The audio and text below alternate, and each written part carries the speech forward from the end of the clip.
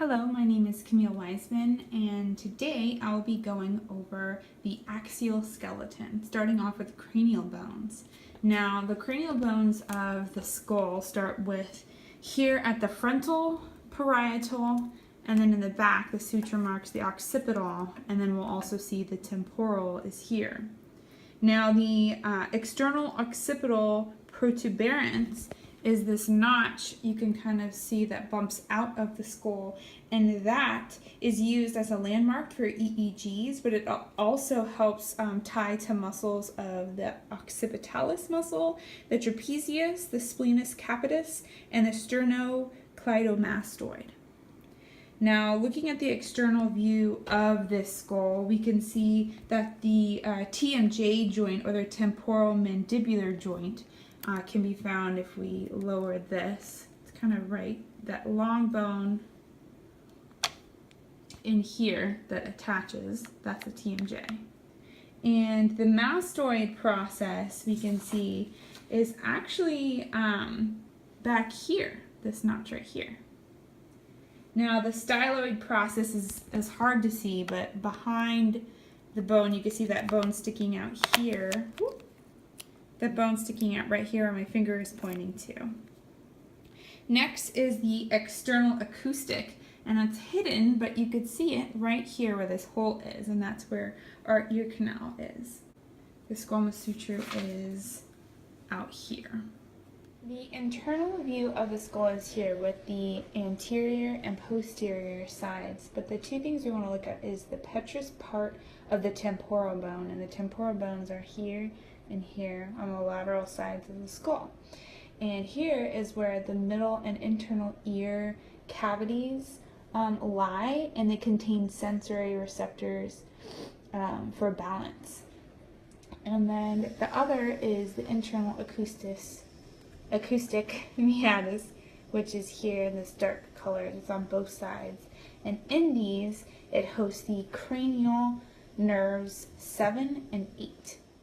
So the next we'll be looking at is the sphenoid, and the external view of this is through the superior orbital fissure that you can actually almost poke a pen through. It's like a hole that connects up into the lesser and greater wing. It's kind of the gap in between, and it goes right in through there, and it actually houses the cranial nerves 3, 4, and 5. So taking this more aerial view of the skull, we can see right here, this is going to be the lesser is the top, and below is the greater. So lesser and greater wing. The optical canal here and here, both sides for both of the eyes. And next is the sella cercica, and it's the notch, or I call it kind of like the square, the main square right here that you can see, and that actually contains the pituitary gland. Next, we're looking at the sutures, and I'm going to be pointing out the actual bones that make up and are tied together on the sutures. So here we have the frontal, and on the frontal you can see the suture that lines all the way to the cross, and that's the coronal suture. The one that lies vertically is called the sagittal suture, and that houses the parietal lobe. Moving the skull towards the posterior, this is the occipital, and it's lined by the lambdoid suture. And if we want to look at the squamous suture, that will be right here.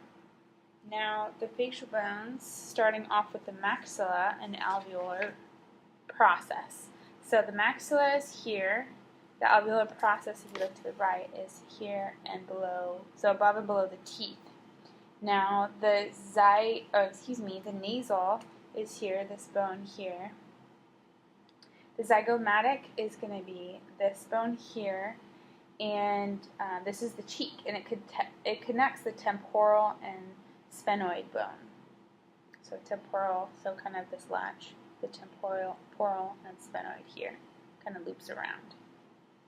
Now, next we're looking at the vomer, and so if we look at this line or notch in between. The bottom half is called the vomer, and the top half is called the ethmoid. So together, these bones create the nasal septum.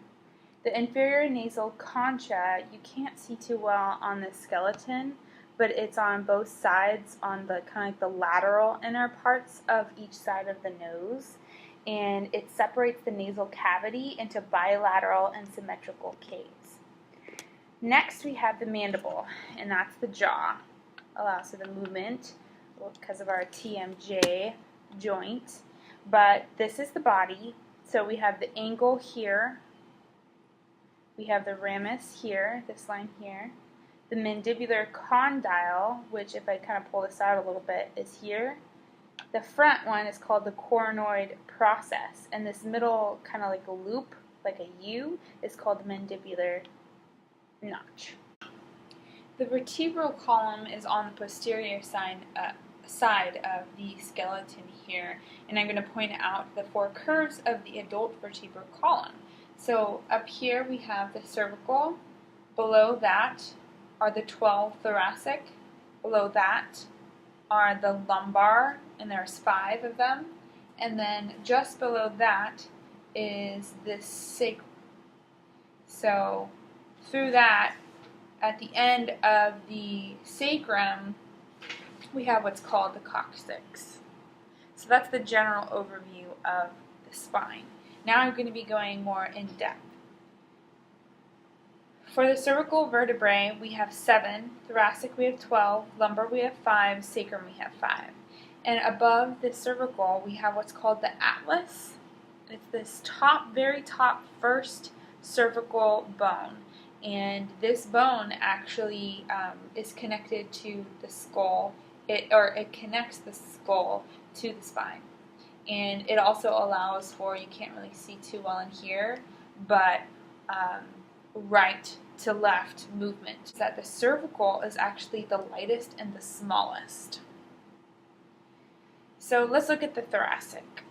So thoracic is just below the cervical, and we have 12 of them. So if we're looking closer, to the spine, we can get a better idea of what's going on. So this very tip right here is called the spinous process. To the right of that, this bone right here, this is called the transverse process. And the intervertebral foramen is slightly hard to see. It kind of passes more on like on an aerial view, but it is on the inside, kind of in the same direction as the transverse process, and it's called the intervertebral foramen. And what passes through this foramina is the spinal nerves from spinal cord that actually pass through. So the spinal nerves. Now the body of the centrum is going to be the very, again, on an aerial view, the very large portion that sits like this on the spine. And we'll look at the body centrum. The position of the intervertebral discs is, as you can see, the vertebral discs are more on the anterior side that sit on top of the body of the centrum. Perfect. This is what the body of the centrum looks like. And these are what I was showing were the intervertebral foramen on both sides of the disc. And what passes through them are the spinal nerves. Finishing off the lumbar vertebrae, which we stated had 5 bones, we're going to be looking at the lower, so the sacrum. So the sacrum has 5 bones, and then the coccyx is the very end, this bone at the tip. Next, we're going to the sternum.